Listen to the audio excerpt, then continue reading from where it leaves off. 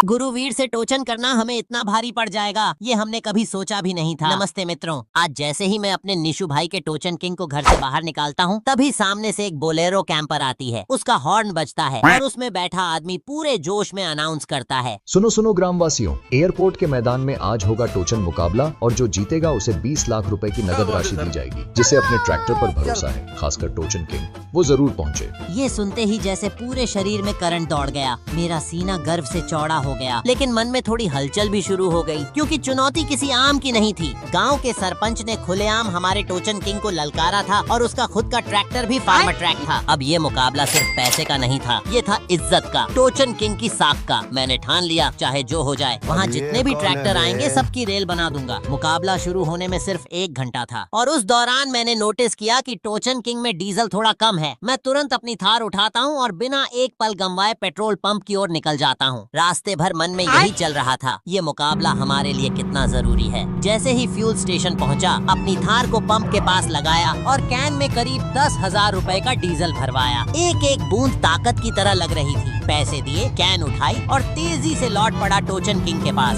दिल की धड़कनें तेज थीं, लेकिन इरादा और हिम्मत उससे कहीं ज्यादा। घर पहुंचते ही फुर्ती से टोचन किंग में डीजल डाला, टैंक फुल किया और जो बचा वो थार में डाल दिया। फिर थार को साइड में पार्क किया और निकल पड़ा उस मैदान की ओर जहां हमारी किस्मत लिखी जानी थी। एयरपोर्ट मैदान में पहुंचा तो नजारा ही कुछ और था। गांव वाले, टोचन ट्रैक, बोलेरो कैंपर और सामने बहादुर गदड़ी भी दिख गई, बिल्कुल वैसी जैसी उम्मीद थी। और हाँ, छपरी सरपंच भी अपने फार्मर ट्रैक के साथ पूरी अकड़ में खड़ा था। मैंने अपनी एंट्री करवाई, ट्रैक्टर को ट्रैक पर खड़ा किया और नजरें घुमाई। हर कोई एक ही सवाल पूछ रहा था, क्या टोचन किंग आज भी राजा साबित होगा? मुकाबला शुरू होने ही वाला था और सबसे पहले सरपंच का फार्मर ट्रैक आया।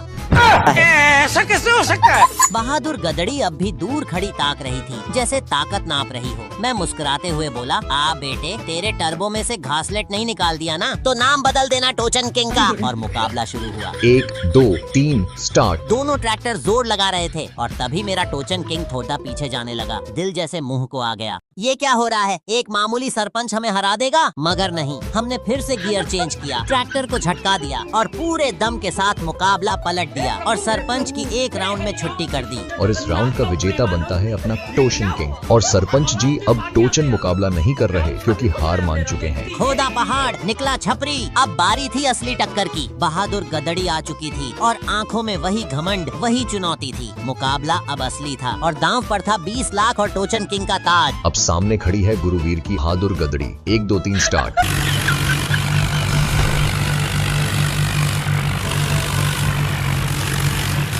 और ये क्या, पहला राउंड सीधा बहादुर गदड़ी बाग ले जाती है। बहादुर गदड़ी का 1 पॉइंट, टोचन किंग का 0 पॉइंट। दिल टूट गया, ये कैसे हुआ? लेकिन अभी 2 राउंड बाकी थे। अब होने जा रहा है सेकंड राउंड। लोग चिल्ला रहे हैं, दिल धड़क रहे हैं। टोचन किंग वापसी करेगा या नहीं?